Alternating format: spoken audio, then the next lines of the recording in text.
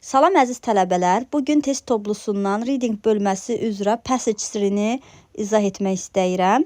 İzah etməmişdən əvvəl qeyd etmək istəyirəm ki, mən reading texnikaları üzrə, skimming, scanning texnikaları üzrə sizə bugün necə qısa müddət ərzində test tapşırığını həll etməyi öyrədəcəm. Bu reading bölməsi üzrə həyata keçirilən texnikadır. Bunu necə həyata keçirmək lazımdır? İlk növbədə bütöv mətni deyil, suallara baxmaq lazımdır. Baxın, bildiyimiz kimi birinci sual həmişə true false ilə başlayır.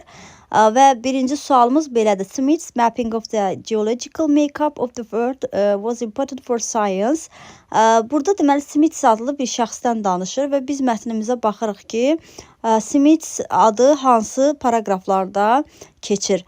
Məsələn, 4-cü paragrafda görürük, daha sonra 3-də, 2-də. Birinci paragrafa nəzər yetirdikdə isə belə bir ad yoxdur. Deməli, biz bu 2, 3 və 4-cü paragraflar üzrə bu tapşırığın cavabını tapacağıq. Buradan isə bizdən istəyir Smith'in xəritəsinin digər yəni elmlər üçün vacibliyinin olmasını. Yəni vacibdirmi? Doğrudurmu, səhvdirmi? Vacib olması. Gəlin indi baxaq. Məsələn, ikinci paragrafdan başlayırsa, burada ilk növbədə yaradılmasından, daha sonra burada xəritənin uzunluğundan bəhs edir. Hələ ki bir science ilə bağlı bir sahəyə gəlib çıxmamışıq. Üçüncü paragrafa nəzər yetiririk. Üçüncü paragrafda isə artıq biz burada görürük ki, Smith's map opened up the fields of geology, biology and natural history.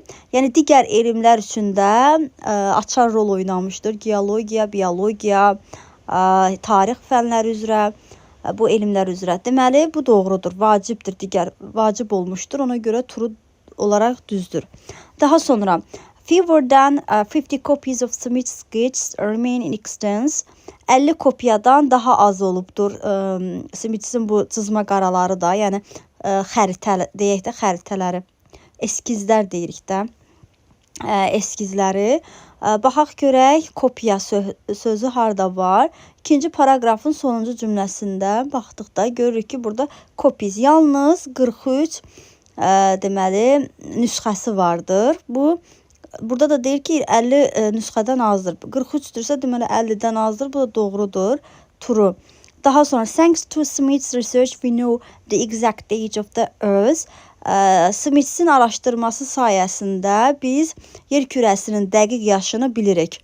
Dəqiq yaş, exactdir, onlydir. Bunlar olan hissələrdə həmişə diqqətli olmaq lazımdır. Bəzən bu variantlar səhv çıxır. Yəni, dəqiq görə həqiqətən biz dəqiq vaxtını, yaranma vaxtını bilirik.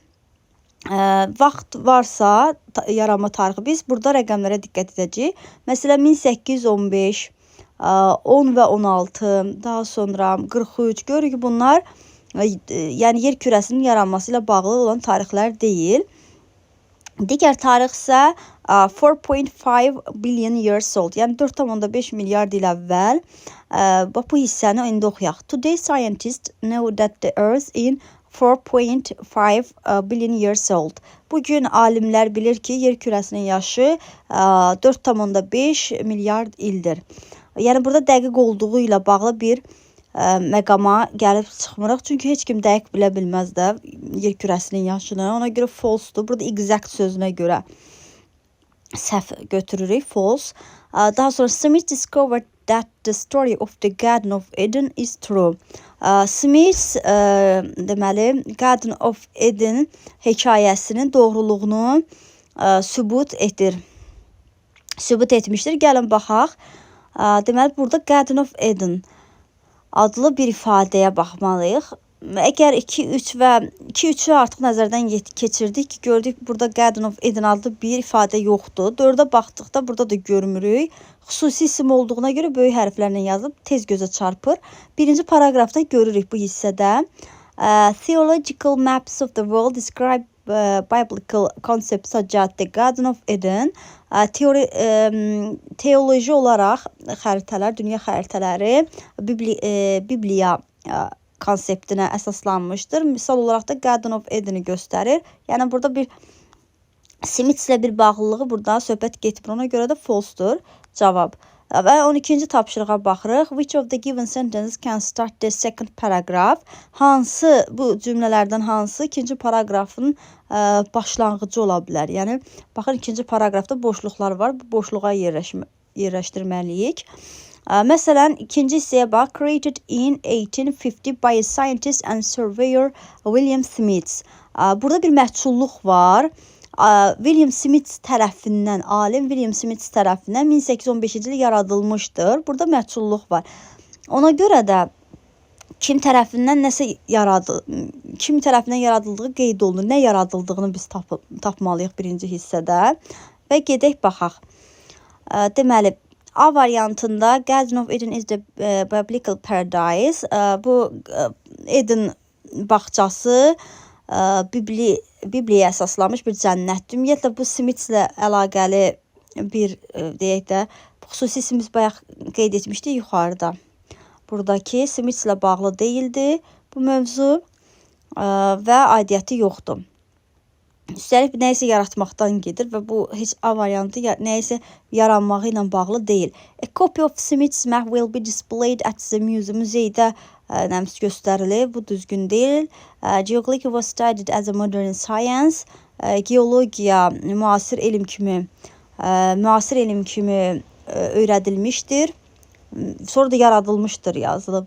Doğru gəlmir arada. Üstəlik burada geoloji map ifadəsi də var.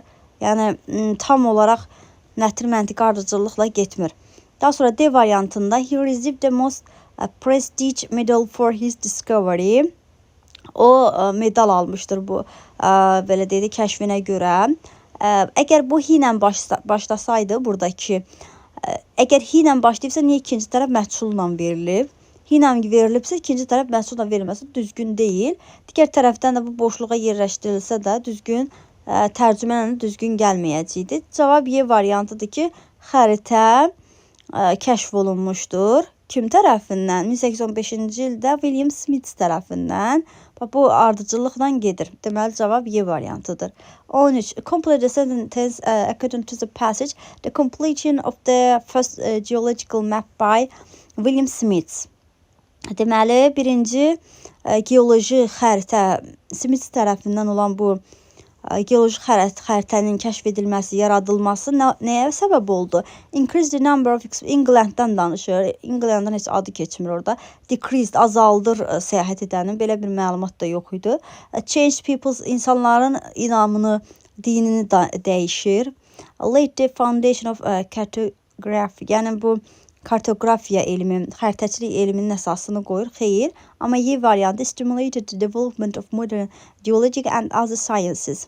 Yəni stimulyasiya etmişdir, stimul vermişdir digər elmə, bünövrə rolunu oynamışdır. Baxın, biz A variantını seçmişdik bayaq tur olaraq ki, vacib idi digər elmlər üçün də. Biz tapmışdıq bir dəqiqə. İkinci bəli paragrafda tapmışdıq ki, vacibdir. Ona görə də Y variantı düzgündür. Daha sonra invisible sözünün biz mənasını tapmalıyıq. Birinci paragrafdadır invisible. Invisible, ümumiyyətlə visible görünən, invisible isə əksinə görünməyəndir. Elə variantlara baxanda da aydın görünür ki, unseendir. Daha sonra which of the following questions does the passage answer? Hansı sualın cavabı var? Baxaq. Məsələn, what did the first map illustrated? Xəritə nəyi göstərirdi? Belə baxdıqda hələ ki, tutaq ki, vaxtımız azdır. Oxuduğumuz paragraflara əsasən məntiqlə belə tapa bilərik. Məsələn, biri hələlik saxlayırıq ki, who assisted Smith to create the geological map? Kim kömək etmişdi Smithsə? Bu barədə belə bir məlumat yox idi. Kim kömək edir? Elə özünün yaratması ilə bağlı neçənci ildə bu məlumat verilib. Daha sonra how many copies var idi? Elə biz burada bayaq işlədik. Neçə idi sayı? 50-dən az, 43 nüsxəsi var idi.